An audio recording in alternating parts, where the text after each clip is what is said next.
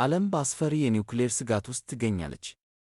ዛሬ የካቲት 5 ቀን 2026 በአሜሪካ እና በሩሲያ መካከል የነበረው የመጨረሻው የኒውክሌር ጦር መሳሪያ ቁጥጥር ስምምነት በይፋ አብቅቷል። ሩሲያ ከእንግዲህ በምንም ገደብ አልታሰርም ስትል፣ አሜሪካ በበኩሏ አዲስና ጠንካራ ስምምነት እንደምትፈልግ ገልጻለች። ዛሬ በአውራ ዜና ዓለምን እያስጨነቁ ያሉ የዛሬውን ሰበር ዜናዎች ይዘንላችሁ ቀርበናል።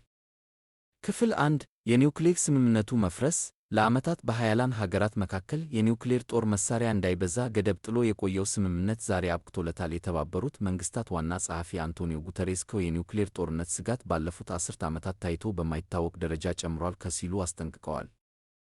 ሩሲያ ቁጥጥሩን እንደማታስቀጥል ስታሳውቅ፣ አሜሪካ ደግሞ ቻይናም በድርድሩ ውስጥ መካተት አለባት የሚል አቋም ይዛለች። ይህ ፍጥጫ ዓለምን ወዴት እየመራት ነው?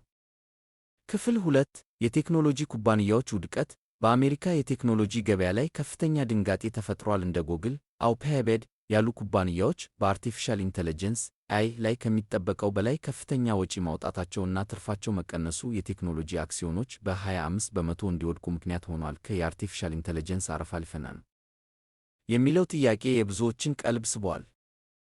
ክፍል 3 የወርቅ እና የብር ዋጋ መናር በዓለም ኢኮኖሚ ውስጥ ያለው አለመረጋጋት ባለሀብቶች ወደ ወርቅ እና ብር እንዲሸሹ አድርጓቸዋል። ዛሬ የወርቅ ዋጋ በአንድ አውንስ $5.00 በመድረስ ታሪክ ሲሰራ፣ የብር ዋጋም ካለፈው ዓመት ጋር ሲነጻጸር በእጥፍ ጨምሯል። ይህ የኢኮኖሚ ቀውስ ለታዳጊ ሀገራት ምን ይዞ ይመጣል? ማጠቃለያ፣ ዓለም በጦርነት ስጋት እና በኢኮኖሚ መናወጥ ውስጥ ባለችበት በዚህ ወቅት የእናንተ አስተያየት ምንድን ነው? የኒውክሌር ስምምነቱ መፍረስ ሦስተኛውን የዓለም ጦርነት ያፋጥነው ይሆን? ሐሳባችሁን በኮሜንት አጋሩን። ወቅታዊ መረጃዎችን በየቀኑ ለማግኘት አውራ ዜናን ሰብስክራይብ ማድረጋችሁን አትርሱ። ሰላም ለዓለማችን።